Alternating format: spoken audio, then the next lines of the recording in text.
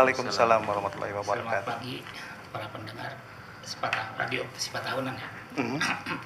Pada pagi hari ini alhamdulillah kita masih diberikan kesehatan, masih diberikan karunia fasilitas dari Allah sehingga kita masih bisa berbincang-bincang dan mendengarkan radio Sifat Tahunan untuk membahas masalah PDAM. Jadi kalau bicara PDAM, kita nih bicara basic need, bicara kebutuhan air.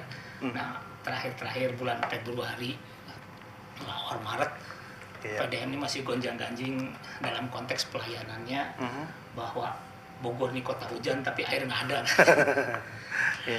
Rame pada saat itu, tapi alhamdulillah udah sekitar 2 minggu ya. 2 minggu. Sekitar 2 minggu terakhir, bahwa pelayanan yang kami perhatikan dan kami lihat sudah ada mengalami peningkatan. Hal ini dikarenakan bahwa kita ini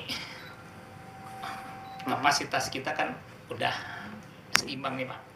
Dulu udah dikemukakan bahwa akhir tahun 2007 nih kapasitas produksi dan pelayanan PDAM Tetra Pakuan Kota Bogor nih udah seimbang, udah sama, sehingga kalau ada gangguan di produksi atau di pengolahan air pasti akan berdampak terhadap pelayanan. Nah, gangguan ini dulu udah dikemukakan banyak disebabkan karena curah hujan malah. Jadi inilah yang disebut bahwa Kota Bogor ini kota hujan, tapi pada saat hujan kenapa air ini? Nah, kalau nggak salah 2 bulan terakhir saya pernah bicara di sini juga bahwa kalau terjadi hujan besar di Cisadane ini kekeruhannya tinggi, sedangkan Kota Bogor nih dari 2.200 hampir 80%-nya pengolahan atau penjadian dari Sungai Cisadane. Ya. Jadi kalau misalnya kekeruhannya tinggi, yang biasanya normalnya sekitar 100 NTU atau di bawah itu, kalau hujan ini bisa nyampe 1.000 sampai 2.000, nah makanya itu harus diturunkan. Nah itulah yang terjadi sampai kemarin bulan Februari. Nah tapi kita tidak diam, kita terus mencari solusi-solusi. Cuman yang jadi masalahnya kan solusi atau apa yang dilakukan oleh kita tuh tidak seperti membalikan tangan, ada masalah langsung besok bisa lancar lagi gitu. Bisa lancar lagi. Tentu ada proses ya Pak. Tentu ada proses. Nah dari bulan pembangunan optimalisasi itu bulan November ya. Dari November kita melaksanakan perbaikan di pengolahan dekeng, dan alhamdulillah kemarin akhir Februari selesai. Dan setelah selesai, sekarang kalau ada hujan dan kekeruhan ini alhamdulillah bisa tertanggulangi dan pengaliran sedikit lancar, malah produksi udah nambah sekitar 200 liter per detik. Dan udah mungkin masyarakat Kota Bogor udah merasakan pelayanan ada peningkatan. Nah, ditambah lagi mungkin nanti bulan Agustus semakin bagus lagi. Karena apa? Karena kita lagi membangun lagi tambahan kapasitas, dan ngambilnya sekarang bukan dari Cisadane tapi dari Sungai Ciliwung. Di Katulampa akan nambah kapasitas 300 liter per detik.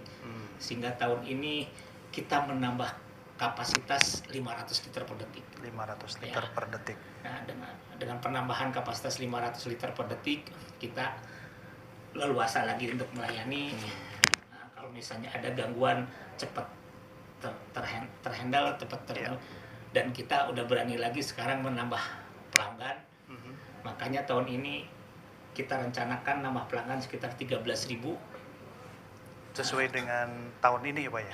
Target ya? Tahun ini, karena kita punya target tahun 2019 sesuai dengan program RPJMN-nya nasional, programnya nasional, bahwa kita ada program 100-100, di mana pelayanan air itu harus 100%, kemiskinan 0%, pelayanan air sanitasi 100%. Dan Kota Bogor merupakan salah satu dari 19 kota kabupaten seluruh Indonesia yang akan dijadikan sebagai percontohan untuk mencapai 100% ini. Nah kemarin memang kita agak ketar-ketir tahun 2007 akhir sampai Januari Februari, yang kita dicanangkan 2019 100%, tapi pelayanan agak kacau. Tapi sekarang alhamdulillah Insyaallah, Pak, ya. kita optimis, apalagi setelah nanti Katulampa itu selesai. Nah, dalam rangka ulang tahun PDM Tirta Pakuan Kota Bogor ini, kita juga membuat program, nanti mungkin Bu Popi bisa menjabarkan lebih detail, bahwa karena kita punya program nambah 13.000 sambungan dan air sekarang udah lumayan bagus, makanya bulan ini ya, sebulan apa 2 bulan? Iya. Dari 1 Maret sampai 31 Mei kita ada program promo diskon dan cicilan. Jadi yang biasanya 1.500.000, 1.480 ada diskon 41%. Setelah diskon 41%, berarti harganya 878.215, dicicil lagi 3 kali. Dicicil 3 kali, 3 bulan? Berarti, atau dalam 1 bulan itu? Enggak. Dalam 3 bulan. Dalam 3 bulan. Dalam 3 bulan. Nah, itu mungkin dari sebesarnya sekarang kondisi ini, mudah-mudahan sekarang pelayanan bisa lebih baik lagi ke depannya. Jadi kalau misalnya tadi selalu kan ada pertanyaan dan tanya-tanya dari masyarakat atau pelanggan bahwa katanya tarif akan dinaikkan. Nah, ini kalau pelayanannya udah bagus, pelayanannya udah ini, wajar dong kita PDAM. Karena apa? Kita dari tahun 2012 ya. 2012 tidak menyesuaikan tarif. Jadi kalau dihitung-hitung udah hampir sekitar lebih dari 5 tahun. Katanya dengan tetangga kita juga kita malah di bawah masih di bawah. Masih di bawah, dan kita berencana kalau misalnya udah bagus, udah pelayanannya bisa ditingkatkan, barulah kita akan menyesuaikan tarif. Itu aja mungkin dari terima kasih. Kalau tadi saya kemukakan bahwa saat ini tuh kita punya kapasitas 2.200, 80%-nya dari penjernihan air sungainya Cisadane, 80%. Nah, setelah kita optimalisasikan, kita perbaiki Cisadane-nya, akhirnya alhamdulillah kita bisa meningkatkan kapasitas 200 liter per detik, sehingga sekarang totalnya jadi 2.400. 2.400 liter per detik kita punya ini. Jadi bukan 80% lagi, udah lebih dari 80% berarti. Nah, karena Cisadane udah diambil hampir sekitar 2.000 liter per detik. Sekarang air Cisadane itu kita ambil untuk penjernihan sekitar 2.000 liter per detik. Nah, kita beralih karena Kota Bogor nih kita dikaruniai Yang Maha Kuasa, dilalui oleh 2 sungai besar. 2 sungai besar ya, Pak ya. Cisadane dengan Ciliwung. Nah, cuman dulu kita ngambilnya Cisadane itu karena Cisadane lebih reliable. Maksudnya lebih reliable tuh kondisi kemarau atau hujan kapasitasnya hampir sama. Hampir sama ya. Hampir relatif sama. Nah, kalau Ciliwung kan kapasitasnya kalau hujan banjir besar, kalau kemarau agak relatif turun. Tapi setelah dikaji, kita dapat bantuan dari pusat, akhirnya kita dapat penjernihan 300 liter per detik dari Ciliwung. Sekarang dari Ciliwung. Dan kalau dikaji dengan, kalau bahasanya Padang ini water balance, terus kondisi sungai ini 300 liter per detik. 300 liter per detik kita ngambil dari Ciliwung udah nggak masalah, masih bisa. Malah kita mau merencanakan 600 liter per detik. Nah, jadi dari Ciliwung sekarang kita ngambil 300. Nah, totalnya kalau tadi pertanyaannya Pak Jack, kita nih punya tahun ini tambahan 500 liter per detik. Nah, kalau 500 liter per detik ini 1 liter per detik untuk 70 aja.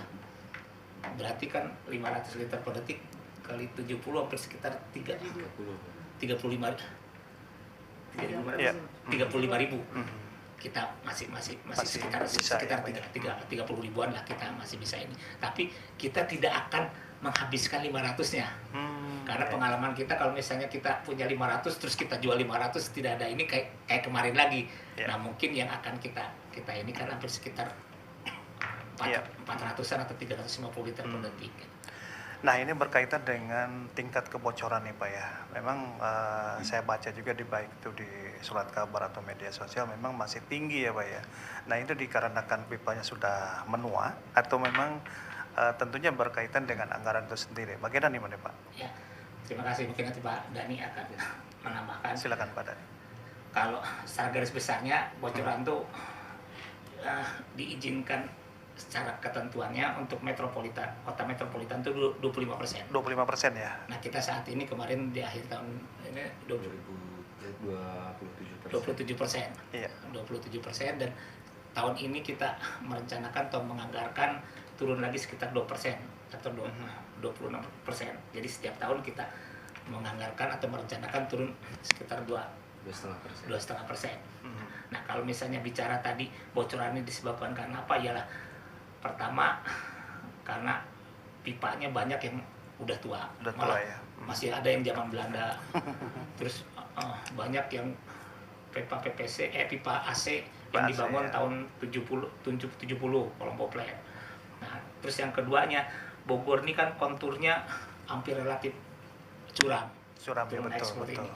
Nah, ini pun pengaruh kalau misalnya datarannya flat, datar kayak gini pakai pompa mungkin bisa diatur. Tapi kalau Bogor nih ngikutin kondisi alam sekali. Nah, tekanannya tinggi, ini pengaruhnya besar sekali. Nah, ditambah lagi karena tekanannya tinggi seperti itu, mungkin di sambungan-sambungan, karena pipa itu biasanya antara 4 sampai 6 meter. Ada sambungan. Jadi kebayang kita panjang pipa kita udah hampir ratusan kilometer, sambungannya banyak sekali gitu. Nah, di situ pun ada ini. Mungkin gambaran secara garis besar seperti itu. Mungkin Pak Dani maka bisa menambahkan. Silakan Pak Dani. Ya, baik Pak. Terima kasih. Assalamualaikum warahmatullahi wabarakatuh. Waalaikumsalam. Bicara kebocoran Pak ya, secara teoritis kebocoran itu memang dibagi dua, ada kebocoran fisik maupun kebocoran non fisik. Nah, kita lebih tekankan kepada kebocoran fisik, artinya kebocoran yang betul-betul keluar dari pipa yang mengakibatkan basah di atas permukaan tanah seperti itu. Memang benar, sampai dengan saat ini kami masih memiliki pipa yang usianya di atas 35 tahun bahkan, peninggalan kolom poplen tadi seperti yang Pak Dirtek jelaskan. Nah, inginnya kami mengganti seluruh pipa AC tersebut karena memang permasalahannya di sambungannya itu, atau bahasa teknisnya coupling Pak ya. Di coupling itu memang karetnya sudah aus, sudah melebihi batas umur teknisnya, sehingga si karet itu menjadi kropos karena kondisi dari tanah itu sendiri dan kondisi karet sendiri, umur teknisnya kurang lebih sekitar 30 tahun. Namun untuk mengganti pipa yang panjang tersebut kan kita juga harus mempertimbangkan kemampuan finansial perusahaan. Nah, PDAM mengganti pipa ini yang sudah berumur tua secara bertahap kita laksanakan untuk meminimasi kebocoran yang terjadi. Walaupun memang kenyataan di lapangan sekarang masih banyak kebocoran-kebocoran, tapi di posisi pipa yang belum kita ganti, kita cover dengan repair claim Pak. Artinya pada saat kebocoran terjadi kita perbaiki dulu dengan repair claim yang secara teknis pun umur dari alat tersebut bisa 20 tahun bahkan lebih klaim dari pabrikan. Sebelum pipa asbes tadi yang sudah tua kita ganti seluruhnya, kita upayakan perbaikan-perbaikan yang tidak kalah lama umur teknisnya seperti itu Pak. Memang tidak dipungkiri bukan hanya umur teknisnya saja yang mempengaruhi kebocoran tersebut. Bisa jadi karena memang ada pekerjaan dari instansi lain yang mau tidak mau harus menggali di tanah yang mereka tidak tahu ternyata mengenai pipa kita, itu bisa menyebabkan kebocoran.